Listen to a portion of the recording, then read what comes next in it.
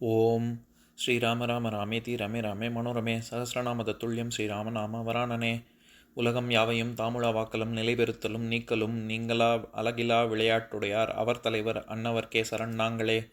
எத்திர எத்திர ரகுநாத கீர்த்தனம் தத்திர தத்திர கிருத்தமாஸ்தகாஞ்சலிம் வாஷ்பவாரி பரிபூர்ணலோச்சனம் மாருதிம் நமது ராட்சசாந்தகம். அஞ்சிலே ஒன்று பெற்றான் அஞ்சிலே ஒன்றை தாவி அஞ்சிலே ஒன்று ஆறாக ஆரியர்க்காக ஏகி அஞ்சிலே ஒன்று பெற்ற அணங்கை கண்டு அயலாரூரில் அஞ்சிலே ஒன்றை வைத்தான் அவன் எம்மை அழித்துக் காப்பான். இன்னைக்கு நம்ம கம்பராமாயணத்துல பாலகாண்டத்துல மிகை பாடல்கள்ல அகலிகை படலத்துல 3வது பாடல் பார்க்க போறோம். அன்ன மாலையை யாழிடை பிணித்து அயனுலகம் கன்னிமீடலும் கசட்டுரு முனி எதிர்கானா என்னை ஆளுடை நாயகிக்கு இசை எடுப்பவள் என்று அண்ணல் தாளினை வணங்கி நின்று ஏத்தலும் அணையாள். இதுதான் பாட்டு. இப்ப நம்ம பதம் பிரிச்ச பொருள் பார்க்கலாம். அன்ன மாலையை யாழிடை பிணித்து, இவ்வாறாக லட்சுமி தேவி கொடுத்த மாலையை தன்னுடைய யாழில் இணைத்து அயனுலகம் கன்னிமீடலும் வைகுண்டத்திலிருந்து பிரம்மலோகம் செல்வதற்காக முற்படும் பொழுது அந்த வித்யாதர பெண் கசட்டுரு முனி எதிர்காணா, அதர்மத்தை சிறிதும் பொறுக்காத முனிவனான துர்வாசகனை எதிரில் கண்டாள். என்னை ஆளுடை நாயகிக்கு இசை எடுப்பவள் என்று, நான் மிகவும் வணங்கத்தக்க லட்சுமி தேவியை துதிபாடியவள் என்று அண்ணல் தாளினை வணங்கி நின்று ஏத்தலும் அணையாள். அவ்வாறாக துர்வாச முனிவர் அந்த வித்யாதர பெண்ணை வணங்கி நின்றார். இப்ப நம்ம இந்த பாட்டுல இருக்கக்கூடிய நயங்களை பார்க்கலாம். அதாவது வித்யாதர பெண் அந்த பூமாலையை ஆழில் கட்டி கொண்டு பிரம்மலோகத்துக்கு திரும்பும் பொழுது துர்வாச முனிவன் அவளின் எதிரில் தோன்றியவுடன் அவளுடைய திருவடிகளில் விழுந்து வணங்கினான் அப்படின்னு சொல்ல வர்றாரு. இதுல துர்வாசகருக்கு எவ்வளவு திருமால் பக்தி இருக்கு அப்படிங்கறது இந்த பாடல் மூலமாக தெரிகிறது நமக்கு. ஏன்னா என்ன சொல்றாரு, என்னை ஆளுடை நாயகிக்கு இசை எடுப்பவள் அப்படின்னு. இசை அப்படின்னா புகழ் அப்படின்னு ஒரு அர்த்தம் இருக்கு. அதாவது எந்த அளவுக்கு அவர் லட்சுமி தேவிய மதிக்கிறார்னா, லட்சுமி தேவியை துதிபாடிய வித்யாதர பெண், வித்யாதரர் அப்படின்னாலே தேவலோக கன்னிகை அப்படின்னு அர்த்தம்.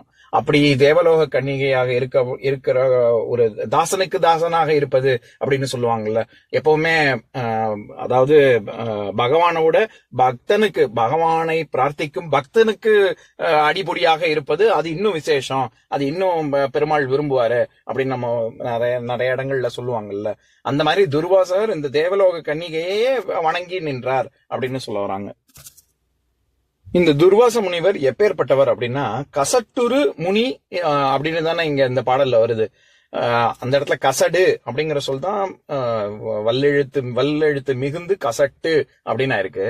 அந்த கசடுங்கிற சொல்லுக்கு குற்றம், அழுக்கு, மாசு, தழும்பு, வடு, அடிமண்டி, குறைவு இப்படி எல்லாம் பல பொருள் இருக்கு.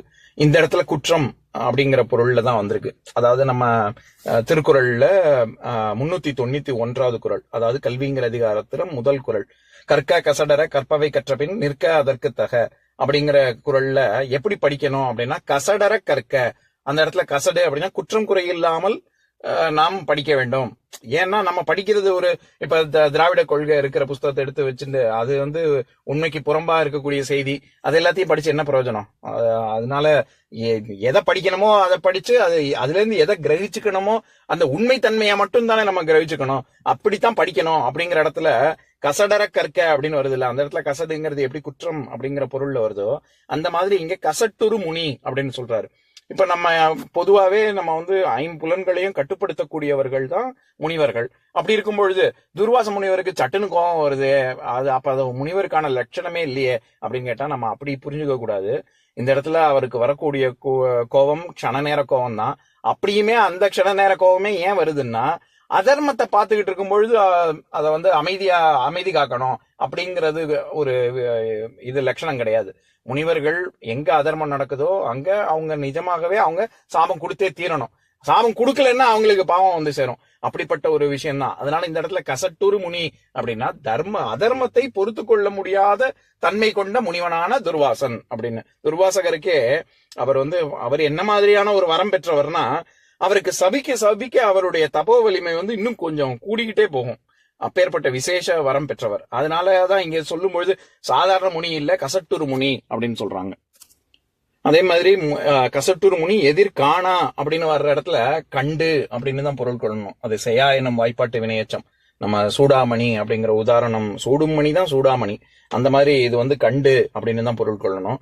அடுத்தது அண்ணல் தாளினை வணங்கி நின்று அப்படின்னா அவருடைய இரு திருவடியையும் இவர் துர்வாசர் வணங்கினார் அப்படிங்கிற இடத்துல தாளினை அப்படிங்கிறது இணைத்தாள் அப்படிங்கிறது மொழிமாற்று. அதாவது கடைக்கண் கண்கடை அப்படின்னு சொல்லுவாங்கல்ல, அந்த மாதிரி இணைத்தாள்ங்கிறது தாளினை அப்படின்னு வந்திருக்கு. இப்ப நான் பாட்டை இன்னொரு தடவை படிக்கிறேன், கேளுங்க. அன்ன மாலையை யாழிடை பிணித்து அயனுலகம் கன்னி மீடலும் கசட்டுரு முனி எதிர்காணா என்னை ஆளுடை நாயகிக்கு இசையெடுப்பவள் என்று அண்ணல் தாளினை வணங்கி நின்று ஏத்தலும் அணையாள். இன்னொரு நாள் இன்னொரு பாட்டு பார்க்கலாம். ஓம் शान्ताकारं भुजगशयनं पद्मनाभं सुरेशं विश्वाधारं गगनसदृशं मेघवर्णं शुभाङ्गं लक्ष्मीकान्तं कमलनयनं योगिहृद्यानगम्यं वन्दे विष्णुं भवभयहरं सर्वलोकैकनाथम्.